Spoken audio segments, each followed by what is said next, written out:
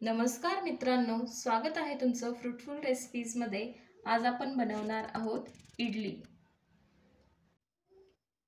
Fluffy आणि मऊसूत इडली बनवण्यासाठी इथे मी 2 वाटी तांदूळ आणि 2 वाटी उडदाची डाळ घेतलेली आहे।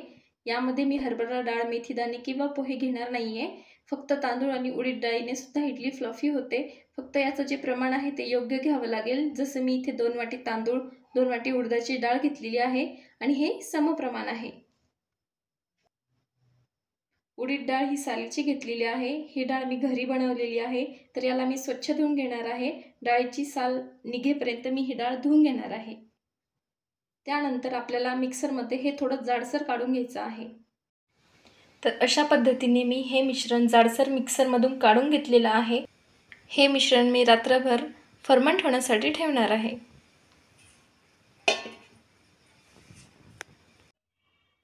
तर इथे बॅटर छान असं फर्मेंट झालेलं आहे, तुम्ही बघू शकता। तर आता आपण इडल्या करायला घेणार आहोत। इथे इडलीच्या ट्रेला छान असं मी तेल लावून घेतलेलं आहे। आता यावरती मी बॅटर घालून घेणार आहे।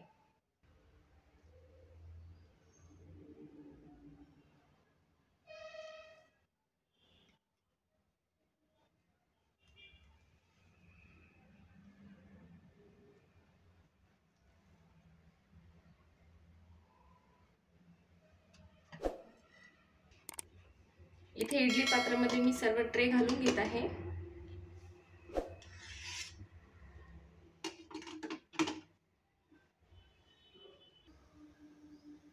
तर 10 मिनिटं आपल्याला इडली छान होऊ द्यायची आहे।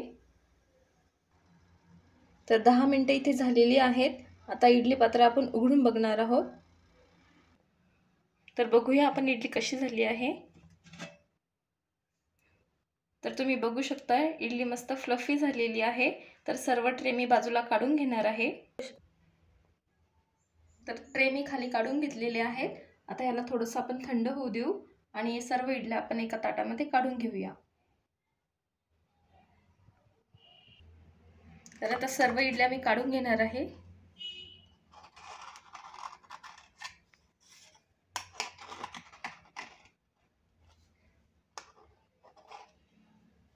तर मस्त अशी फ्लफी झालेली आहे इडली,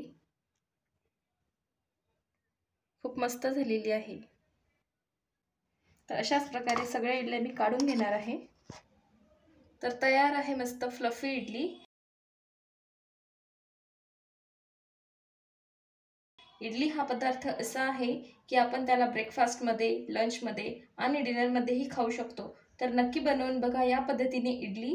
रेसिपी तुम्हाला कशी वाटली ते कमेंट करून मला नक्की सांगा।